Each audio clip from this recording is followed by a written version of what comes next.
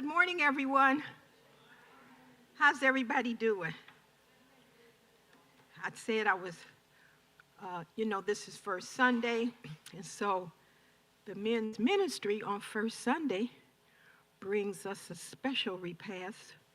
So after 8:30 church, we gather downstairs until 9:15.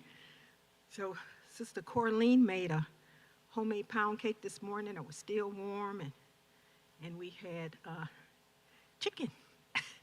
Chicken on First Sunday. So we had some yard birds, so just running up.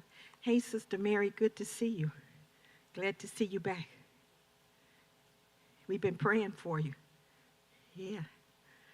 Okay, well, Sister Marie Keys asked me this morning when I came in, what chapter are we on? We are on chapter 12. We just moving right along. We will end this book series at the end of February, last Sunday in February. So we're almost there. It's okay. This chapter is two parts. It's called The Third Circle, Think Long. That's just the part 3. We're in part 3. And then the chapter title is Long and Boring.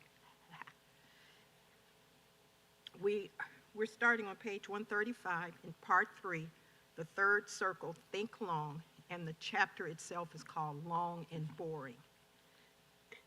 So we remember a long time ago when we started this and we talked about Hona, the circle maker? Okay, well, towards the end of his life, that's what we're talking about now. So towards the end of Hona's the circle maker's life, he was walking down a dirt road when he saw a man planting a kava tree. Always the inquisitive sage, Hona questioned him, "How long will it take this tree to bear fruit?" The man replied, 70 years. Hona said, "Are you quite sure you will live another 70 years to eat its fruit?" The man replied, "Perhaps not. However, when I was born into this world, I found many kava trees planted by my father and my grandfather. Just as they planted trees for me, I'm planting trees for my children and my grandchildren, so that they may be able to eat the fruit of these trees." That's what prayers are. Prayers, we are planting prayers for 70 plus years. We might not eat the fruit we will not reap the blessings, the grace, the mercy, and the love from what we're planting. But can you just imagine whatever your age is and your children and your grandchildren and your great-grandchildren will be that age. My grandson will be my age. Wow. Just imagine. I never think about, you just think of, that's my grandbaby.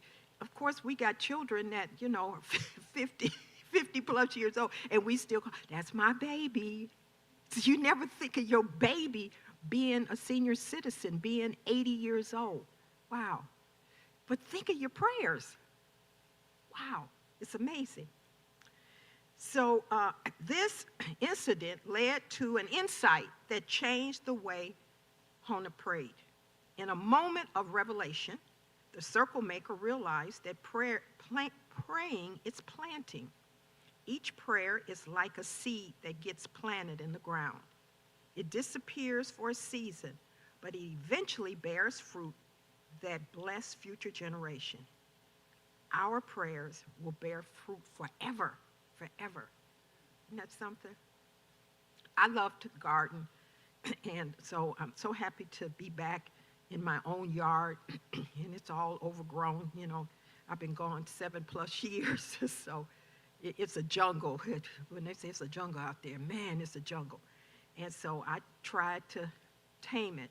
Now, if any of you have ever tried to tame a yard, if you have a bare spot, what happens? it's like the weeds and the thing, they come back twice as fast. Ooh, it's like they say, ooh, you got a nice bare spot. Ooh, let me grow. Well, so I attend U2 University. Y'all should all attend U2 University. Man, it's some good stuff. You know, they always say Google is our friend. Oh my goodness. U2 is, because you could just say, I want to learn how to make tea. I did that. And they tell you all of the teas you can make and plant and all that.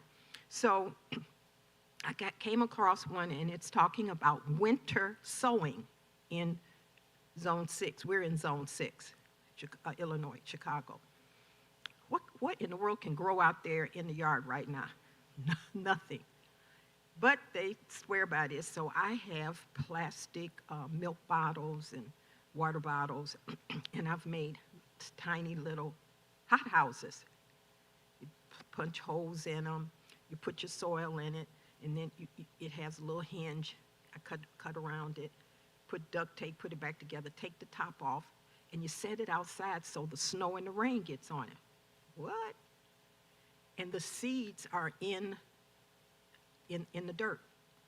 And this is what it says. The seeds will germinate when they are ready. Not when Sharon is ready for them, because the calendar says you should be germinating. When they are ready. Also, the seeds, when the plants come up, you don't have to harden them for the weather, because they're already used to the weather.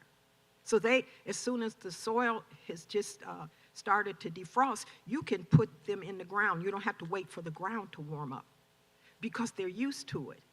And I said, wow, you know, that's a little sermon, that's a devotional all by itself. That's what trusting in God's about. We need to be like farmers. Farmers go out, even in the wintertime, and they start preparing their soil, they start preparing their land for a harvest, and they haven't even planted the seed yet, but they're preparing. And then they plant those seeds at what they think is the right time, and those seeds come up. They don't know if there's going to have rain. We don't know if the farmer doesn't know if it's going to, how many sunshiny days it's going to have. Will we have a drought? Will we have wind? Will we? They just plant them in trust. That's what you got to do with your planning your prayers. Don't worry about what if, who, what. Don't do that. Just plant. Just say the prayer. Plant the prayer. Trust that God, He got this. You don't have to, you know, when you plant, you don't go dig it back up in 2 days and say, let me check on that little seed and see what's going on with that seed. I'll cover it back up. The seed will never come up, right? But we pray, and then we uncover our prayer and say, let's see, did God hear it yet? Is He working on it yet? Let me cover it back up. Let me pick it up. Maybe it doesn't like being over here. Maybe I'll take it over there. Maybe it needs to be in the window. No, it needs to be outside. That's us in our prayers. We keep moving them around because is it right in the right light over here? Yeah, stop. Plant your seeds and trust. Even when we die, our prayers each of them take on a new life. They have eternal life. They have a life all by itself. I know this because I have moments in my life when the Holy Spirit reminds me that the prayers of my grandmother, my grandfather, my mother, my father, they have been answered in my lifetime. I didn't pray those prayers. But my mother's prayer over me, protecting when I go out, when I thanking God when I came in. Those prayers are still covering me. My grandmother prayer, my father's prayer, they still protecting us. We're not doing this all by our little lonesome self. God, we got a whole bunch of prayer warriors that have prayed over us generations ago. Because our prayers outlive us. And the insurance, some of you know, the insurance has this over-the-counter thing that you can buy some over-the-counter things. And some of them, they give you so much every quarter. Some of the insurance says, well, if you don't use them all, they can roll over. So, and then at the end of the year, you got to use them all. And then others say you got to use it all up in this quarter, or else too bad. Well, think of our prayers as rollovers. Prayer roll over from this quarter, roll over to the next decade, to the next decade. Our prayers are rolling over. He didn't answer this one, but they rolling over. They don't expire. So prayer is the inheritance we receive and the legacy that we leave. We talk about legacy building.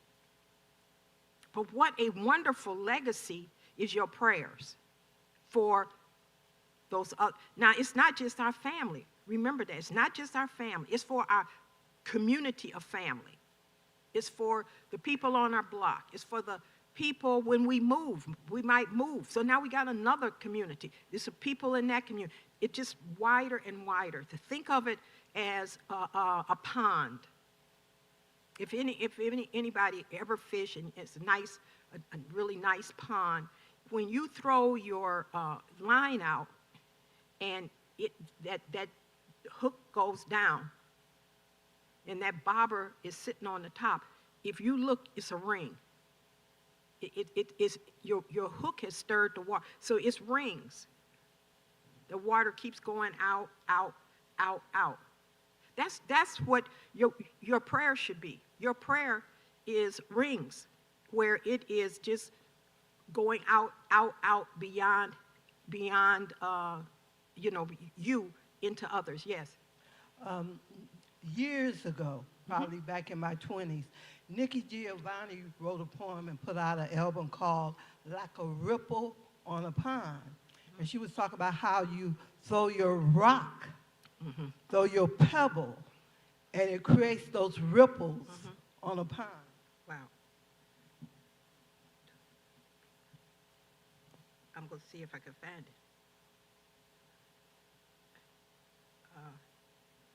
Yeah, let's see if I can find it.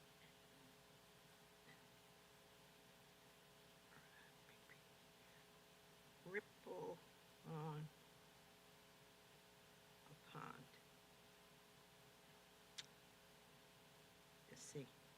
N-I-K-K. Okay. Here it is. Okay, let's see. Let's see if I can find it. I read it. What is...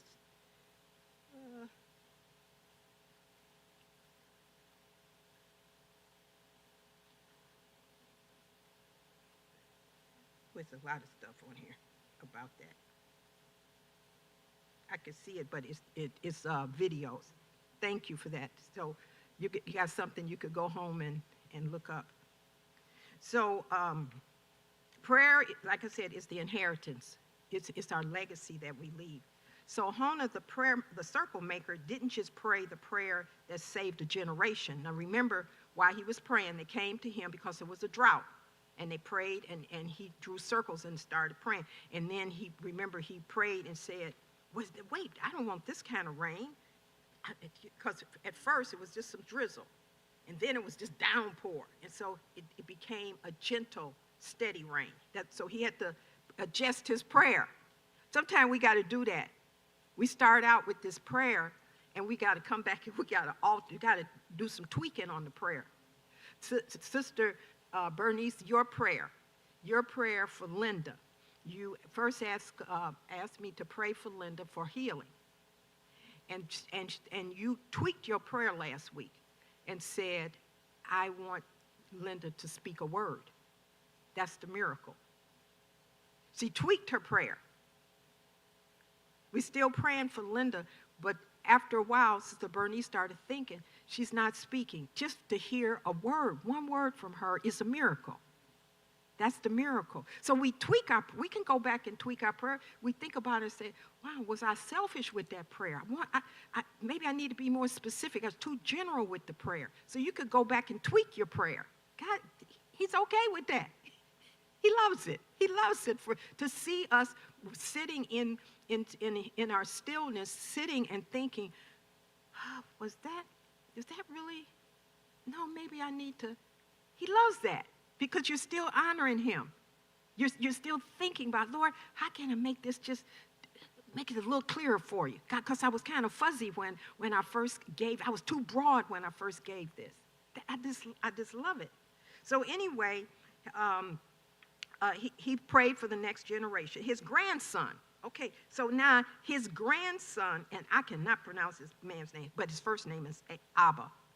And so he inherited the prayer legacy of that his grandfather left. So during a drought in Israel, he went up on the rooftop and he would go up there and he started praying for rain, just as his grandfather did.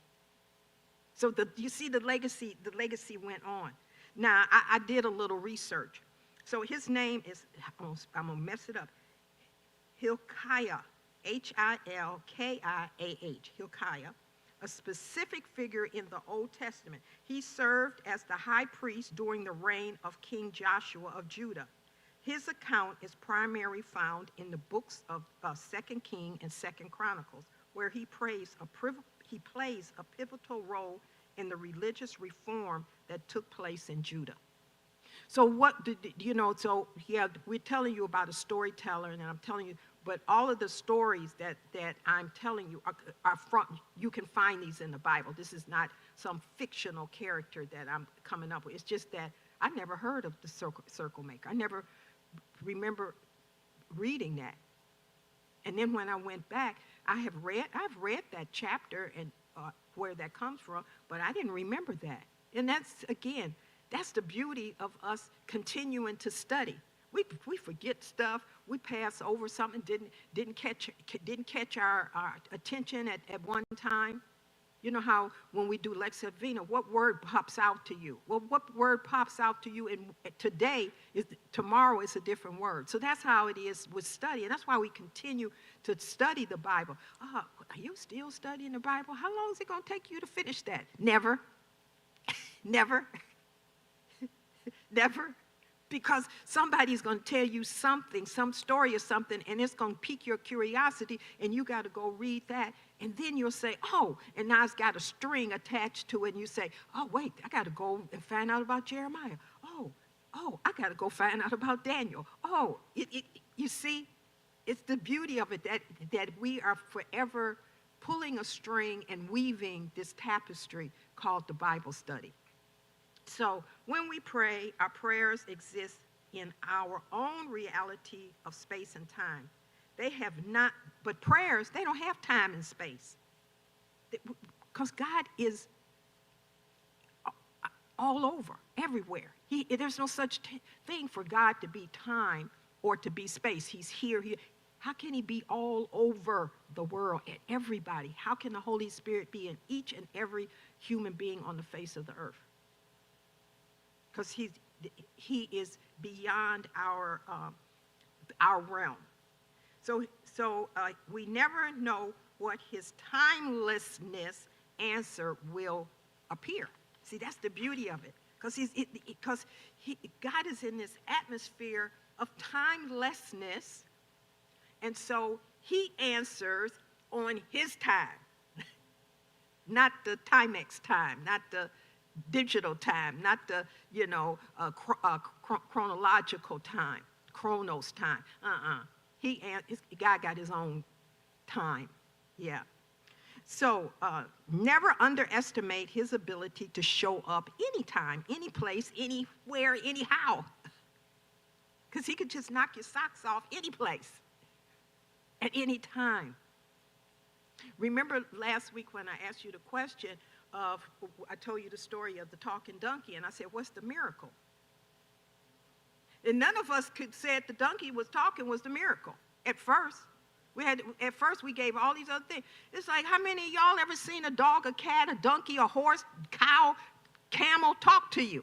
He's having again, I tell you, my dog, he sits up there and me and him are having a conversation. It's dog language. I don't know, really, I'm interpreting what he's saying. But if Bobby Brown started talking to me, whoa, I'd fall out. They'd find me on the floor because I was like, Lord, what? So miracles are happening in front of us, that we don't recognize as a miracle. Because we got parameters on what a miracle should be. It got to be this, this, this, this. It ain't a miracle. So, God has an infinite answer to our infinite prayers. He answers them more than once. Have you ever thought about that? That God answers your prayer. You got one prayer and that he answers it multiple times. Have you ever thought about that?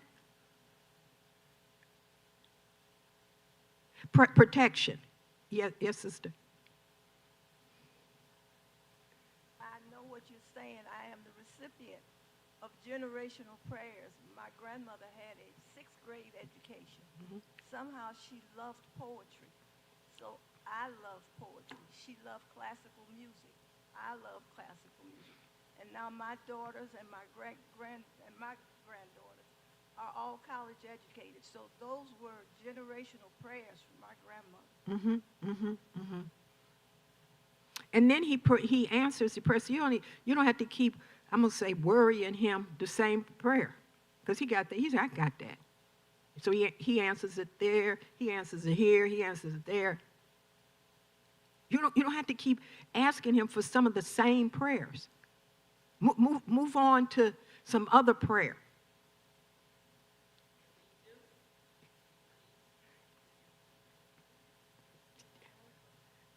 I was just saying we do. Mm-hmm.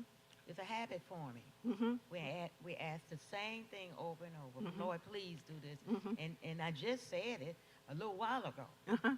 Uh-huh. So remember, we got this box up here. It's mighty empty over here. Got a few. So this is the blessing. So, you know those prayers that we keep asking him over and over again, and he keeps answering over and over again? Maybe you should say a thank you. Send him a thank you. Send him a thank you card. Send him a thank you text.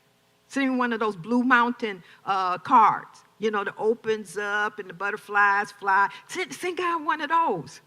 Huh? Instead of a prayer, change your prayer to a praise prayer, a thank you prayer. I'm grateful prayer. I bet if we took tally, my begging prayers outnumber my thank you prayer. We should balance that scale a little bit, I think. Yes, sister. Yes, the prayer that's on your mind heavily, that's what you be praying about all the time. You know he hear you. You know he understand you, but it just keeps going over and over in your mind. So, not that you think he can hear you, but he gonna answer when he want and how he want it. Yeah. You know, that we understand that. So I sometimes say this prayer over and over, over and over. So I got a new doctor. I came from Mississippi. I needed to change my insurance over to Illinois. So just in a couple of weeks ago, you know, I went to an Illinois doctor. And so she said that she tells her patients to change our thinking. She said that's the prescription I give my patients. Change your thinking. She said because when you change your thinking, she said it changes you. If you say, I can't, I hurt, I'm not, she says, I always tell people to exercise. Do you know how old I am? She said, yeah, get up and walk. Do you know I got arthritis? Get up and walk. But I can't. Yes, you can. She says, so we keep programming our mind to tell our mind what we cannot do. And that's what kind of like these prayers. We kind of saying to God, you can't do that. Because see, I keep asking you for that. You can't do that, God, because do you know how long I've been asking you this, God? God said, I know, Sharon, I know how long you've been asking for it, and stop. I got this. Trust me. Yes, Sister Carlene, Sister Bernice. I was listening to a minister on one of the stations, and he said that when you keep praying the same prayer, that's a lack of faith. I just wanted to know, do you agree with that? Yes, that's what I'm saying. It's a lack of trust. if you're trusting that he heard you, that he's answered you, remember the story last week where Daniel, the angel was delayed but the angel said, the moment it left your mouth, he answered. But the angel, was delayed because I was over here dealing with the evil spirit in Persia. And he was so evil, they had to send the archangel Michael to help me. So I'm delayed getting you the answer. But the moment you said it, it was already given to you. That's the lesson from last week. Start praising him. You haven't seen the answer, but praise him for answering it. Because we know you're going to answer. That is what the faith, that's what the trust is about. Yeah. So this is interesting. It says, the book says, the problem with us is that we want immediate results. Forever is far too long. We want answers instantly. Right now. Right now. I want it right now. Yeah, go ahead. Okay. So we live in the quick fix, real-time culture. Between the news and Twitter, but now it's gone, but whatever's going to take its place. We're always in the know, always want to know, always in the now. We don't just want to have our cake and eat it too. We want the instant brand of cake. Sister Corleen this morning made a pound cake, old-fashioned pound cake. Took it, not out the box, takes time for old, and then somebody said, wow, the container has moisture on it. It's still warm. Did you make this morning? She said, yeah. She got up early this morning, already prepared that today is First Sunday. Brother Kevin Lomax is going to bring a big old pan of chicken and hot sauce and ketchup. And Kevin was late, but you know what? We didn't say a word. He came in a few minutes late. We'd already had our cake, and we was waiting for the chicken. Yeah. Yeah. And this time, okay, so this time, so I won't call her out, but she does not eat legs and thighs. And she let it be known that she doesn't eat legs and thighs. And this morning, he came in, and she had a little sassy thing to say to him, and he had a plate of wings that she wanted. I'm not going to call you out. So look, she was this sassy that I don't eat chicken thighs and legs, and he just graciously went over and brought her plate of chicken wings. We're going to take that to prayer. That's how God works. He said, I know you don't like legs and thighs. So your prayer, I'm going to tailor this prayer just for you. Here is your plate of blessings, just the way you like them. That's what he does for us.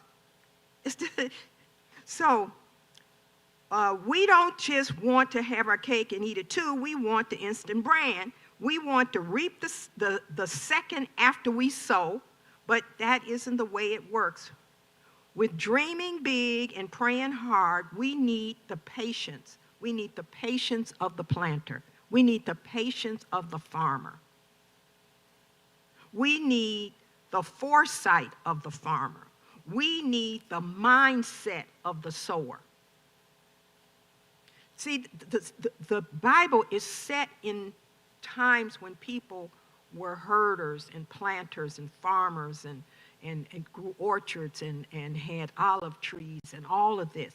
They didn't have manufacturing plants that, had 10,000 chickens all in a coop and they was laying eggs like machines. They didn't have that. People had to be patient. So when we look at the Bible and we study it with that mindset. Study it from the mindset of you being a planter, of you being a farmer, of you being a beekeeper, of you being a herds person, you raising chickens. Have that mindset, not the mindset that we have lived in this fast-paced world. And so we want prayers the way we have lived. We need to slow it down. Because we are surrounded by technology that makes our lives faster and easier, we tend to think about spiritual realities in those terms. But almost all spiritual realities in Scripture are described in longer and harder agricultural terms. Have you ever realized that when you're reading the Bible? The terms are agricultural.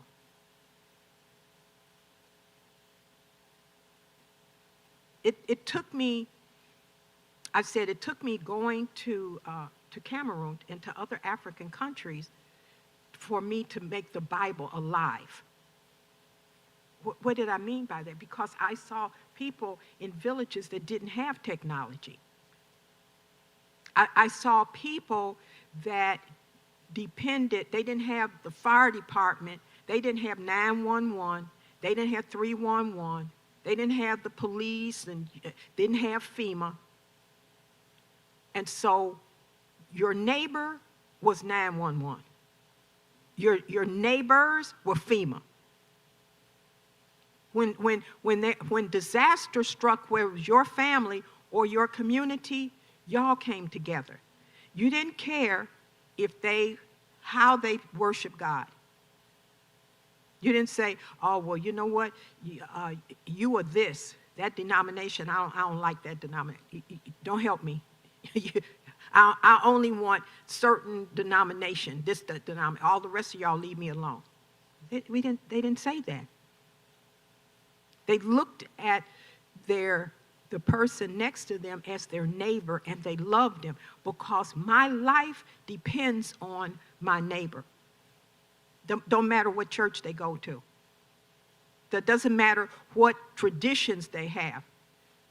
I heard someone say, well, you know, you can only have communion on first Sunday. I said, really?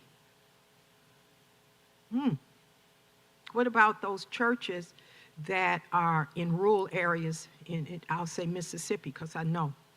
And their pastor only comes on second and fourth Sunday. So they never get communion? No. So we have this mindset that this is the only way things can happen. This is the only way God's going to answer. This is the only way He's going to show up is if you do it my way. That's not. Remember that first and the second commandment. Love God with all your heart, all your mind. Love your neighbor as yourself. He didn't say, now only love. Remember, it was Christians and Gentiles. Jews and Gentiles. And remember when the sheet came down and Peter said, I ain't going to be eating that stuff. But he had the dream that he was going to be eating all of this unhealthy food. And he had to get it interpreted. You're going to eat this. There is no Jew. There is no Gentile. So because we have communion on first Sunday, don't knock it. Sister Purdy is going to get communion today, and she's going to take it to people in nursing home. They don't care if it comes on Wednesday, Thursday, Friday. It's the fact that somebody thought enough of them to bring them communion on whatever day it shows up. So we got to, see, that's what I'm telling you about. We got to change this mindset of what is right and what is wrong. So we want things to happen at the speed of light instead of the speed of a seed planted in the ground. We want our dreams to become reality overnight. We want our prayers answered immediately, if not sooner. But the key to dreaming big and praying hard is thinking long game. Instead of thinking in terms of ourselves, we must think in terms of our children and our grandchildren. Instead of thinking in 7-day cycles, we must think in terms of 70-year cycles, because Hona, the circle maker, did. Let's see, I got enough time. It's a story in here. It's on page 137. Oh, yeah, this is an interesting story. I'll make it quick. So, on this Swedish island, I will not pronounce it, there's a mysterious forest of oak trees. Mysterious because oak trees aren't indigenous to the island, and its origin was unknown for more than a century. Then in 1980, the Swedish Navy received a letter from the Forestry Department reporting that their requested ship lumber was ready. The Navy didn't even know it had ordered any lumber. After a little historical research, it was discovered that in 1829, the Swedish Parliament recognizing that it takes oak trees 150 years to mature, and anticipating a shortage of lumber at the time of the 21st century, ordered 20,000 oak trees be planted on this island and to protect them for the Navy. Now that's long thinking. For the record, the lone objector was a bishop.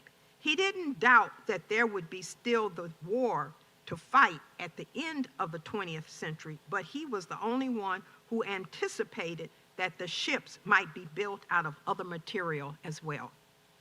See, that's the long thinking.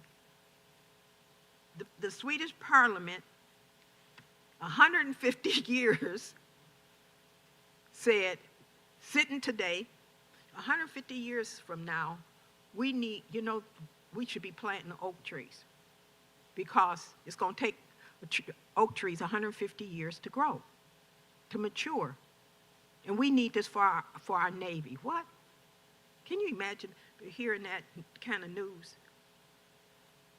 Oh, Congress has decided to, we would all say, are those people nuts?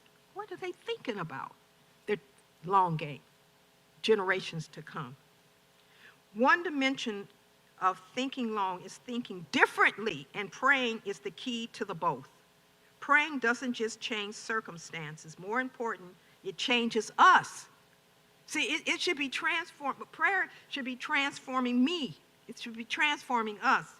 It doesn't just alter external realities, it alters internal realities so that we see with spiritual eyes. See, we got to ask God to please, I need some corrective lenses, Lord.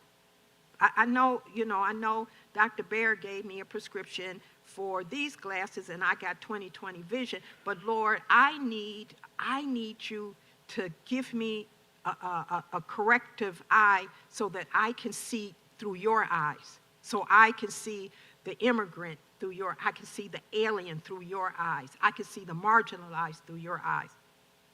Can I have that, Lord? Can I have that kind of vision? That's what we're asking for. I want a spiritual vision gives us peripheral vision. Try looking straight ahead and seeing what's on the side of you. It's kind of hard, right? I can see right here, but I can't see right there. I can't see those people over there on the margins. So I'm asking the Lord to give me peripheral vision so I don't even have to swivel my head, but I can see those people. I can see my brothers and sisters. It corrects our nearsightedness. Because see, I only see things that's close up. I have glasses because I can't see back there. I can't see Sister Cheryl. I know that's her now because I've had my glasses on, but I just see that outline of a human. But I can see without my glasses near, so I just see stuff close to me. So ask God to give you the vision to see peripheral and long distance. It enables us to see beyond our circumstances, beyond ourselves, and beyond time. That's the spiritual eyesight that you're asking for. It's not enough to dream big and pray hard. You also have to think long. If you don't, you're experiencing a high degree of discouragement. That's when you say, well, God didn't answer my prayer. He did. So you're always discouraged because he ain't hearing me. Can you pray for me? Because God don't hear my prayers. He hear your prayers. Because we tend to overestimate what we can accomplish in a year. Because most of us have made some resolutions. It's February the 2nd, second day of February. We done already dropped some of that stuff. We'd already dropped. How many of us have said during the 21-day of fast, you know what, I think I'm going to fast once a week. Oh, I think I'll fast once a month. Oh, I'm going to. Second day of the month already. With some of that stuff is already. Of course, we also tend to underestimate what we can accomplish in a decade. The bigger the vision, the harder you'll have to pray and the longer you'll have to think. But if you keep circling those prayers, it comes to pass in God's time. God's time. I'm going to read, I only got a couple of minutes, so those that are on, you're going to drop off, but it's coming from Daniel, the 6th chapter. I'm going to read all of it. And this is the Daniel in the den of lions.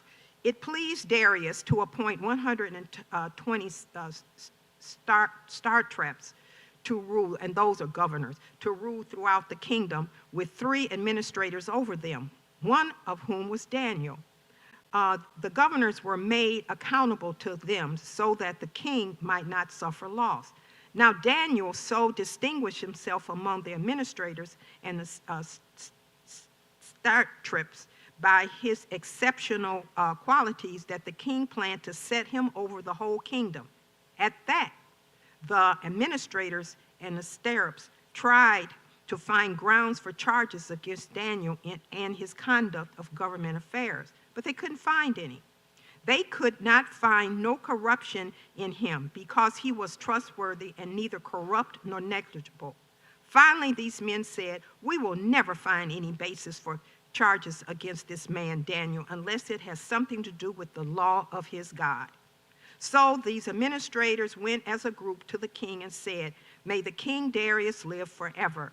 The royal administrators, perfect advisors and governors, have all agreed that the king should issue an edict and enforce the decree that anyone who prays to any god, lowercase, of human or humans beings during the next 30 days, except to you, your majesty, shall be thrown in the lion's den.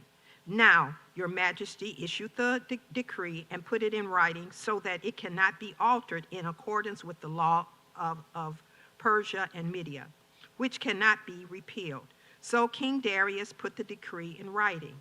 Now, when Daniel learned that the decree had been published, he went home to his upper room with the windows open towards Jerusalem. 3 times a day he got down on his knees and prayed, giving thanks to his God, just as he had done before. Then these men went as a group and found Daniel praying and asking God for help. So they went to the king and spoke to him about his royal decree. Did you not publish a decree that during the next 30 days, anyone who prays to any god, lowercase, or human being except to you, your majesty, would be thrown in the lion's den? The king answered, "The decree stands in accordance with the law of Media and Persia, which cannot be repealed." Then they said to the king, oh, they're just so happy. Ooh, listen, Daniel, who is one of those exiles from Judah, he's pays no attention to you, your majesty, or the decree you put in writing. He's still praying 3 times a day. When the king heard this, he was greatly disturbed. He was determined to rescue Daniel and made every effort until the sundown to save him. Then the men went to a group to King Darius and said, remember, your majesty, that according to the law of the Media and Persia, no decree or edict that the king issues can be changed. So the king gave the order, and they brought Daniel and threw him in the lion's den. The king said to Daniel, "May your God, whom serves you continuously, rescue you." Now this the king praying for Daniel. I know. And stones were brought and pushed over the mouth of the den, and the king sealed it with his own signet ring, and with the rings of the nobles, so that Daniel's situation might not be changed. Then the king returned to his palace, spent the night without eating and without any entertainment being brought to him, and he could not sleep. At first, at light of dawn, the king got up, hurried to the lion's den. When he came near the den, he called to Daniel in an anguished voice, Daniel, servant of the living God, has your God, whom you serve continuously, been able to rescue you from the lions? Daniel answered, may the king live forever. May God send his angels, and he shut the mouths of the lion.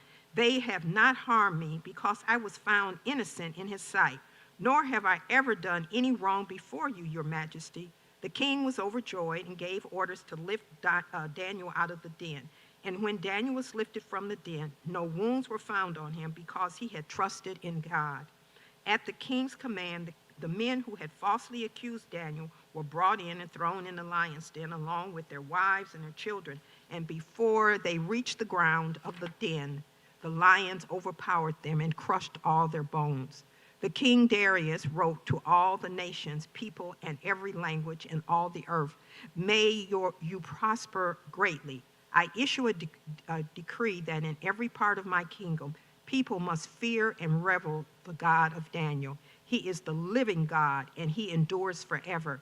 His kingdom will not be destroyed. His domain will never end. He rescues and he saves. He performs signs of wonder in the heavens and on the earth. He has rescued Daniel from the power of the lions.